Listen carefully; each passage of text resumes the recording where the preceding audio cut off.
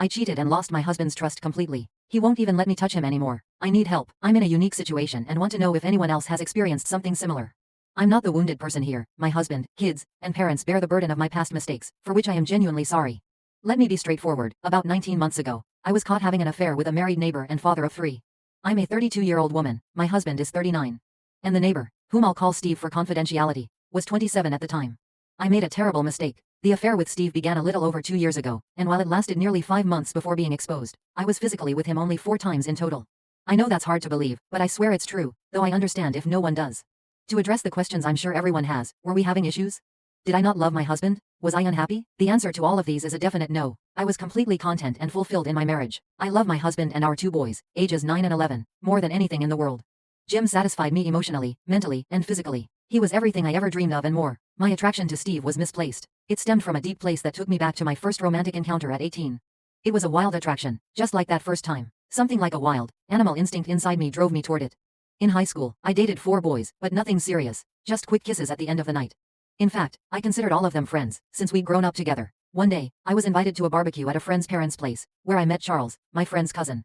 From the first time I saw him, I was captivated. I was taken at the time. He was 20, and I was 18. From the moment we met, we couldn't keep our eyes off each other. I don't know what it was, but something between us pulled me in like a magnet to metal. We started talking at the barbecue, but he had to leave for work, so we exchanged numbers. The next day, on Sunday, we met for ice cream in the evening and took a walk. We talked for hours, totally engrossed in each other, and just spontaneously started kissing. He invited me back to his apartment, and that night I had my first intimate experience. Something about Charles excited me and made me want to give him every part of me. To this day, I can't describe it, it was subconscious. I couldn't resist. Beyond the physical, though, we had nothing in common. In fact, we were completely incompatible. I ended things with Charles 11 months later, once the passion wore off. A year later, I met my now husband Jim. He checked all my boxes, and I knew he was the one. We got married a year after meeting and enjoyed 13 years of joyful marriage, until I ruined it. We were blessed with 2 wonderful boys who are the spitting image of their dad and share his awesome personality. I'm sharing these details to explain how I ended up in a relationship with Steve. Steve and his wife Marcia moved into our neighborhood and were the youngest couple there. My husband and I were the second youngest, the others were mostly in their 60s. Everyone warmly welcomed Steve and Marcia, and they were invited to a neighborhood picnic. That's where Steve and I first noticed each other, similar to when I first met Charles at a family barbecue years ago. The next time I saw Steve was at the car dealership where he worked in finance. We were looking for a new SUV. When my husband found out Steve worked there, they started talking. We went the following week to check out cars, and Steve made sure we got a good deal and arranged great financing. During the closing process, Steve and I exchanged glances, but my husband didn't notice. A few days later, I returned to the dealership for mud flaps. And that's when Steve and I had our first inappropriate meeting. He greeted me in the lounge and then brought me to his office, mentioning additional financing details. We chatted. He confessed he wanted to talk to me alone about his feelings. I admitted I felt something too, but I said it was wrong. He knew it was wrong too, but he didn't care, he wanted me. Fast forward to the next morning. After our kids went to school and our spouses left for work, I went to Steve's house, and we had our first close encounter. By the way, my husband has a good job, and Marcia is a licensed practical nurse. Steve and I had physical relations only 4 times in the entire 5-month period. There was no love connection, because I loved Jim, and Steve loved Marcia. What we had was purely physical, and to be completely honest, it wasn't even as good as. What I had with my husband wasn't even close. What I had with Steve was forbidden, and therefore, thrilling and dangerous. Looking back now, being a stay-at-home mom for 11 years made me desperate for attention from this attractive younger man. I thought I could have this secret adventure and still maintain a loving marriage with my husband. That idea came crashing down one Thursday morning, 19 months ago, when Steve and I were caught in bed at his house by Marcia's mother. She walked in on us fully engaged and started screaming obscenities. She slapped and scratched Steve, leaving a large gash with her nails. She also hit me square on the jaw and pulled out 2 handfuls of my hair before I could gather my clothes and leave the house. When I got home, I was completely shocked by what had just happened. The reality of my actions sank in. I realized my perfect marriage to Jim was forever changed and could end because of this. I sat silently for a couple of hours, just staring at the walls, wondering how to tell my husband. Eventually, I decided to call him and left an urgent message stating that I had something very important to discuss. He didn't respond, so I texted him, but still got no reply. A few minutes later, Marcia and her mother showed up on our front porch, knocking on the door and bay windows, screaming for me to answer. Terrified and thoroughly embarrassed, I didn't respond. Luckily, my boys were at school when this happened. After they left, I lay down on the couch crying. I briefly fell asleep but woke up to the sound of a car door in the driveway. I looked out and saw my husband. I rushed to freshen up before going back into the living room to greet him. When he opened the door, however, he didn't enter. Instead, I saw through the window that he was walking down the street towards Steve and Marcia's house. I watched as he spent nearly 3 hours there before coming home. I went to hug him, but he kept me away. I started apologizing, but he said my apology wasn't accepted and he wanted me to leave. I fell to the floor crying and begging, telling him I didn't want to go, but he insisted. He then called my mother, explained what I had done, and asked her to come over and pick me up. Mom came over, apologized to Steve, convinced me to go back to her house for the night, and helped me pack some clothes. I left crying, asking Jim what he would tell the kids. He said he would take care of it. I left broken-hearted and ashamed. That night, I called Jim and, to my surprise, he answered. He just said hello and went silent. I identified myself, apologized, and promised never to do something like this again. I expressed my commitment to spend the rest of my life making it up to him. Jim remained silent, asking if I had anything more to say. I said no and asked him about his feelings. He told me he knew what he was feeling, and I started crying. He then said he wanted me to stay at my parents' house for a couple of weeks before coming home. I reluctantly agreed but asked when I would get to see him and the boys again. He said he didn't want to see me now but agreed to a brief call every evening at 9:00. The first call ended with me saying I love you, and Jim saying nothing, just hanging up. The next night's call went the same way, with me apologizing and Jim staying silent until I stopped talking. He then dropped a bomb, saying he wanted a divorce. Hearing this, I broke down and begged him for another chance. He refused, acknowledging he'd lose half his hard-earned assets. Then he unexpectedly said he'd give me everything he owns if I just disappeared and left him and the boys alone. I broke down again, insisting he didn't mean that, but he affirmed that he did. We ended the call, and I cried all night. I then started thinking about how I could make him stay and came up with a plan, to offer him a post-nuptial agreement so favorable he couldn't refuse.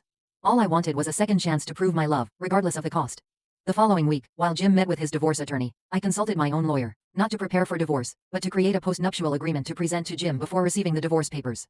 I visited 4 different attorneys before finding one who specialized in post-nuptial agreements and was willing to create such a lopsided agreement.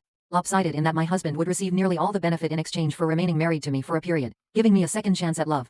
Unfortunately, Jim's lawyer completed the divorce papers in just 11 days, and I was served at my parents' house 2 days later. I had Jim served with the proposed post-nuptial agreement. We talked that night after he read the proposal. He was a bit surprised at what I had offered, and for the first time, I could sense the caring person I once knew coming through, not the angry man who had been so robotic and cold for weeks. The past 2 weeks, the agreement has been a complete win for Jim and an opportunity for me to prove I'm worth keeping. I won't go into specific details about the post-nuptial, but I can confirm that it allows Jim to keep nearly all our marital assets if we stay married and live together for at least 30 months.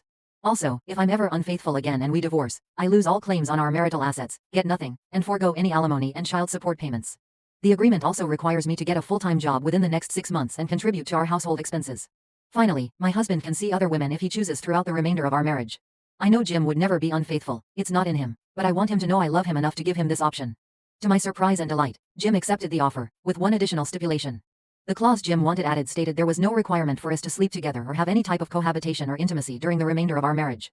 I was saddened and hesitant to agree to this, but I finally did, feeling that with time I could win back his respect, trust, and passionate love. Things have not gone as I thought they would, and that's why I'm here. We are now 17.5 months into our second marriage, as I call it, and our relationship is more like being housemates raising our boys. Don't get me wrong, I thank God every day for the second chance I've been given, but what we have wouldn't qualify as a marriage. It's more like we are 2 divorced people cohabitating. Since my affair, Jim has shown absolutely no affection toward me whatsoever. I mean nothing, not even a kiss or a hug. He won't even let me near him to express any kind of affection. Occasionally, I sneak in a hug or kiss before he can block me, but I can tell he doesn't like it, so I don't do it very often. Even so, he requires me to submit monthly to at-home STD testing. Also, since the affair, Jim will not go out in public with me, not even to family events. When our boys have games, we alternate who takes them. When it's my turn, Jim still shows up at the games, but he doesn't sit with me. Instead, he normally stands on the sidelines with other fathers and acts like I'm not there. The only time we go out together is when we go out of town or on vacations, which we do often. When we travel, he orders adjoining rooms with 2 queen beds each. The boys stay in one room, and we stay in the other, in separate beds. I look forward to every trip, as these are the times we are closest and where I've almost been able to break through to him. I told Jim about this and suggested we move from our neighborhood to start fresh. However, Jim said he'd only move if he gets a job promotion requiring relocation. Otherwise, he plans to stay until our boys finish high school. The boys also don't want to move because all their friends live nearby, as do Jim's friends. Since the affair, I've lost all my friendships in the neighborhood. Steve and Marcia divorced 8 months after D-Day, but Marcia and her kids still live down the street. The neighborhood women I was once close to cut me off, blaming me for breaking up the family. Now, my home feels like a prison, and I rarely go outside, staying indoors or in my backyard, tending to my gardens. My boys are often out with their friends in the neighborhood, including Marcia and Steve's kids, but thankfully their world hasn't changed much. Jim follows a similar routine, hanging out with neighborhood men, smoking cigars and sipping bourbon at night, either at our house or theirs. After work, the guys enjoy relaxing together. Jim goes to work, hits the gym, and then comes home, usually avoiding the dinner I make. On weekends, he grills and only eats what he cooks, not my dishes. Weekday dinners with my boys have become a great bonding experience. We eat around 4 p.m. when they get home from school, setting the table, helping with final food prep, and cleaning up together. This time has brought us closer, teaching valuable skills, even in the garden, where we've created an awesome space. In summary, some things in my life are great while others are awful. I'm unsure whether this marriage is worth continuing in its current state, or if I should let Jim go now and provide financial benefits. Deep down, I know he's not happy and no longer sees me as his wife or lover, just as a co-parent. I love Jim a lot and will carry the burden of what I did for the rest of my life. I want to return to the loving relationship we once had, but I doubt he'll allow it. Please let me know what you think I should do. I'd appreciate any suggestions on how to successfully earn back my husband's love and trust after betraying him so brazenly. Thank you, Amy. Temporarily, I decided to move out of the house to give our marriage some space. I rented a furnished apartment nearby and have been living there since. While I miss being with my husband and boys, and I miss my gardens, it's actually a relief to be away from that neighborhood. There are too many bad memories and negative vibes there, all of which I know are my fault. I'm not making excuses for what I did. When I told Jim about my decision, he seemed surprised and a bit saddened, asking many questions. His reaction showed me a lot. It indicated that he still loves me. I could see it in his eyes. I pick up my boys after school, and they come over to my apartment for dinner and spend the night a few days a week. Jim and I are flexible about it, and the kids can come and go freely between our places. The main challenge now is that being out of the house means I don't see Jim much, and I'm not in a position to talk to him as often. So I end up calling him, asking silly questions multiple times a week, just to stay connected. We've had several lengthy conversations about various things recently, another sign that he still loves me. I know I love him. That's all for now. Thanks, and take care. Update: what a journey life is. It really is like a roller coaster with its ups and downs. Unfortunately, after 2 years into our second marriage, Jim has decided that it's best for us to get a divorce. Jim mentioned that he still loves me and might want to rekindle a romantic relationship in the future, but he believes it's difficult to do while we're still married. He explains something psychological. He feels disrespected and betrayed while married, but thinks he could let go of those feelings after the divorce. Jim even suggested that we celebrate our divorce once it's finalized, possibly even spending the night together. While it might sound like a strange way to part with guilt, I'm willing to go along with it if it means keeping Jim in my life as a partner, lover, and friend. Jim made it clear that even if we reconnect, we won't get remarried. He believes a binding contract isn't necessary if we truly love each other. I agree with that, but I do wish there were a way to do this without divorcing.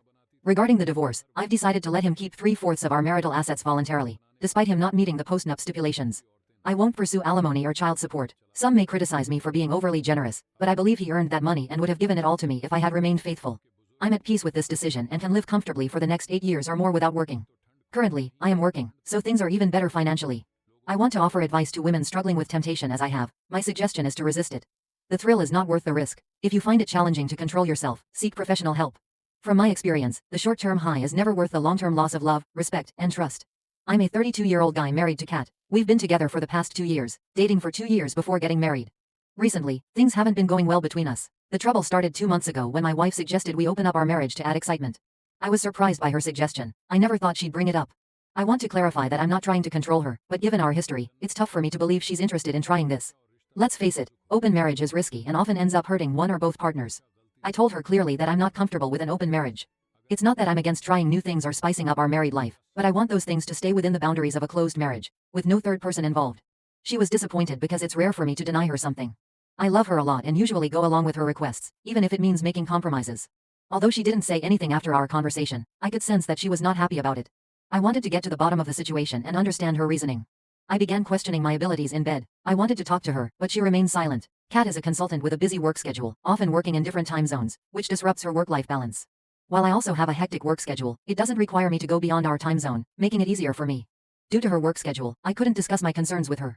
I blamed myself for impulsively saying no to her. I should have asked for more information before making a decision. I felt terrible. Nearly 2 weeks later, I got home early from work one day and made her favorite meal for dinner. She was happy with my gesture. We hugged and spent quality time together. I took the opportunity to ask her again about her suggestion for an open marriage. She immediately became frustrated and accused me of playing mind games. That wasn't my intention. I didn't trick her. I just wanted to spend time with her and understand her perspective. That's all. I got upset by her accusations and asked her directly if I was no longer meeting her needs. After that, she finally opened up. She told me about the interns in her office, fresh out of college and in their early 20s, who partied often and casually hooked up. Their adventurous stories had planted the idea of an open marriage in her mind. She admitted that hearing about their exciting lives gave her a sense of fear of missing out. I listened to her and genuinely tried to understand her point of view. It's natural for people to be influenced by tempting things. I told her I wasn't comfortable with the idea of an open marriage because I truly cherish our relationship. Our bond means the world to me. Before I met Kat, I also lived a wild life during my 20s. Doing the same things as others. But I also went through the emotional emptiness that comes afterward. That excitement eventually fades, leaving you hollow. After meeting Kat, I found comfort and stability in her. I didn't want to go back to that old life. We got married, and she was the one I imagined building a family with, growing old together. I shared all of this with her and said that if she was genuinely interested in an open marriage, maybe we could reconsider it down the road.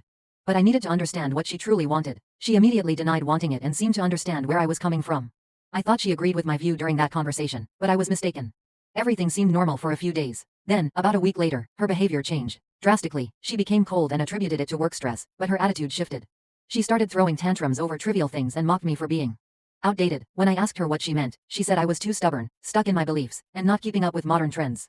That confused me because I stay updated on fashion, music, and even trending web series.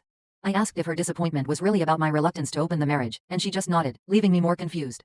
At the same time, her work schedule began changing. She started coming home later, initially just a few nights a month, but now almost every other day. Sometimes even arriving at dawn. When I asked her about it, she said she was working hard for a promotion and trying to prove her worth. I admired her ambition, but I couldn't shake the doubt forming in the back of my mind. Honestly, I didn't want to jump to conclusions. I didn't want to think anything negative. Then, yesterday, something happened that made me question everything. I got home earlier than usual and decided to surprise Kat by making her favorite lasagna for dinner. Despite her telling me she'd be out late, I wanted to do something nice for her. I messaged her, and she replied that she'd be home maybe after midnight. I was disappointed but still hopeful. I spent the next hour playing video games, hungry but holding off on dinner, hoping to eat with her. Then I had the impulse to go pick her up from the office, something I rarely did unless we had plans. I thought it might be a nice surprise. I rushed to her office, which is in a standalone building, easy to recognize. I waited outside for about 30 to 45 minutes. It was around 12:30 a.m., and still no sign of her. Concerned, I went inside to the reception to ask if she was still there. The receptionist told me she had already left. Now I was both confused and worried. I regretted coming there and drove home, hoping I'd somehow just missed her. But she wasn't there either. At that point, I wasn't thinking she was cheating. I was genuinely concerned for her safety. I didn't have the contact information of her new colleagues, as she'd only joined this company 6 months ago, so there was no one I could call. Exhausted, I eventually fell asleep on the couch. When I woke up at sunrise, I hurried to the bedroom on impulse, and there she was, sleeping soundly. I rushed to her side, tucked her in, and went back to the living room to rest. In the morning, when she was getting ready for work, I asked her when she had come home. She told me it was around 3:00 a.m. and that she'd had a busy night, including a meeting with an Asian client. I casually asked her when she left the office. She said around 2:30 a.m. That completely shocked me. Either the receptionist gave me false information when I was there at 12:30 a.m., or Kat was lying about being at the office until 2:30. I was still feeling dizzy and stressed from the night before, so I didn't push her further. Later that afternoon, she called and asked if I had come to her office the previous night. The receptionist had told her I had stopped by. That midnight visit left me full of questions. I wondered about the receptionist's unusual working hours, but I explained to Kat why I had gone to her office. She went silent for a moment, then clarified that she had actually left her office in the afternoon for a meeting at her client's U.S. office in another part of the city. This supposedly explained why she wasn't there when I checked. I was puzzled by her explanation. She elaborated further, that her client was an Asian company with a U.S. branch, and she often participated in Zoom calls timed to the Asian office hours. Though this kind of global time zone collaboration is common, something still didn't feel right. I was confused and torn about what to believe. I didn't know whether to wait for things to settle or confront Kat again with my doubts. I had already confronted her multiple times in the past, and every time I was left more uncertain than before. I'm writing this because I need advice. I'm emotionally drained and unsure of my next move. Update: I received some shocking news. Please bear with me as I vent. I had tried many ways to get access to Kat's phone or email to uncover the truth, but she guarded her devices strictly. Nothing I did worked. Over the past 2 weeks, she kept coming home late from work, and our communication had reduced to occasional, transactional conversations. We were both cold toward each other. 2 days ago, Kat was lying on our bed, talking to her mother, who's been dealing with kidney issues. Her recent test results hadn't been good, and while she was narrating the difficult medical routine, I was genuinely concerned. As I sat beside her, I noticed her phone screen was unlocked with several chat notifications popping up. Something inside me clicked. I casually walked into the washroom while still pretending to listen to her phone conversation, locked the door, and read the messages on her screen. One of the notifications mentioned plans to meet someone that day for a fun ride. That's when everything unraveled. I opened her social media messages, and it was worse than I imagined. She was having an affair. She was involved with multiple coworkers, just as I had feared. I only had a few minutes before she realized I had her phone and started banging on the door. I didn't have time to go through everything, so I quickly scanned her gallery for confirmation, and there it was. The gallery was filled with explicit photos of my beautiful wife in compromising positions with these coworkers. Sickened, I emailed the images to myself and deleted the history. I was on the verge of throwing up. Meanwhile, Kat kept knocking on the door, demanding her phone back. I couldn't bear her voice. I finally opened the door, handed her the phone, and locked myself back in the washroom to calm down. I wanted to confront her right then and there, but I knew I needed to keep my emotions in check. One of the chat notifications had included the time and location of her next meeting, with one of those coworkers. I left the house without saying a word, ignoring her as she faintly called out my name. I drove straight to the hotel mentioned in the message. I didn't want to cause a scene, so I chose the darkest table in the lobby to watch quietly. She was expected at 5:00 p.m. I arrived by 3:00. I sat there, taking shot after shot of alcohol to numb the growing rage inside me. By 5, she still hadn't shown up. I thought maybe she sensed something and changed the meeting location. I was too drunk to think clearly. But then, around 7, I saw her. The sight of Kat walking in crushed me. I felt my world collapse. After 4 hours of drinking, my vision was blurred, and I acted purely on instinct. I stumbled over to the reception area where she was checking in. I tapped her on the shoulder and said, "Good luck with your fun ride." I might have said more, but I barely remember. She grabbed my arm and tried to explain something. I don't recall what she said. I shook myself free, turned around, and stormed out of the hotel. I called a cab, went to my friend Lee's place, and passed out at his door. The next thing I remember was waking up on his couch the next afternoon. I had slept for 16 hours. It was Sunday. Lee made me lunch and fresh lemonade. I told him everything. He was calm but firm. He advised me to freeze our joint accounts, change all my passwords, and get an STD check immediately. Money, privacy, and health were the last things on my mind at that moment. I had been betrayed in the worst way. I plugged in my phone and turned it on. The screen was immediately flooded with notifications, 100 missed calls, 50 voicemails, and countless pleading messages. I ignored them all. After a few minutes, the calls and messages from Kat started again. I blocked her on every platform. I felt so disgusted that I couldn't bring myself to read her messages or emails completely. Today is Monday. I've called in sick for the next few days. I don't know how to deal with this. I've been drinking heavily and just want to run away from it all. I feel trapped and broken. My friend is currently helping me search for some of the best lawyers in the area. Update. I followed Lee's advice and took steps to protect myself, securing our shared accounts, changing passwords for sensitive information, and getting tested for STDs. Thankfully, my test results came back negative. Lee also helped me find a good lawyer. I showed the lawyer all the pictures from Kat's phone. I've temporarily moved in with Lee until the divorce is finalized. It's worked out well since he needed a roommate and I needed distance. Throughout all this, Kat has continued trying to reach out, pleading to get back together and start anew. She even contacted Lee, begging for his help in reconciling our marriage. According to her, the hookups were meaningless. She claimed she was just exploring her desires and wanting to feel attractive again. I don't understand these Gen Z concepts of desirability and whether they're even real or just another excuse. A few days after the last update, I asked Lee to go to the house to collect my belongings, hoping Kat would be at the office on a regular workday. However, Lee found her at home. She broke down in front of him and sought his help. Lee, quick on his feet, told her I was staying in a hotel, not at his place, to avoid any unwanted drama. Kat told Lee she had quit her job. She revealed that everything began when the interns at her office started flirting with her. Their attention made her feel desired and beautiful again, which led her to experiment with various experiences, including illicit ones. What started as a one-time thrill quickly turned into a dependency. Since the interns didn't make enough money, they relied on Kat to fund their fun.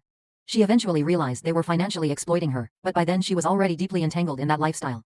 When Lee asked why she hadn't come clean earlier, Kat claimed she had suggested opening up the marriage out of guilt, hoping to legitimize her actions.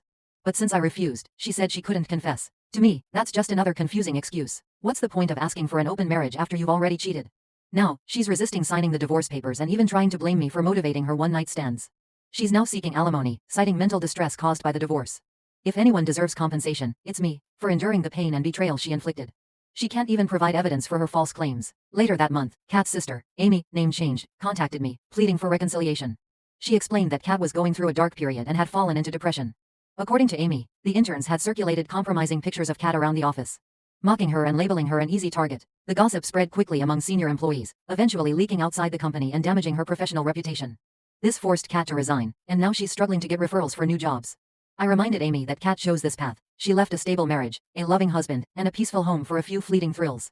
Now, she has to live with the consequences. Anyway, I'm moving forward with my life. I've kept my drinking under control, focused on working out, eating healthy, and staying productive at work. The divorce proceedings are still ongoing due to Kat's resistance, but my lawyer assures me the process will be finalized soon.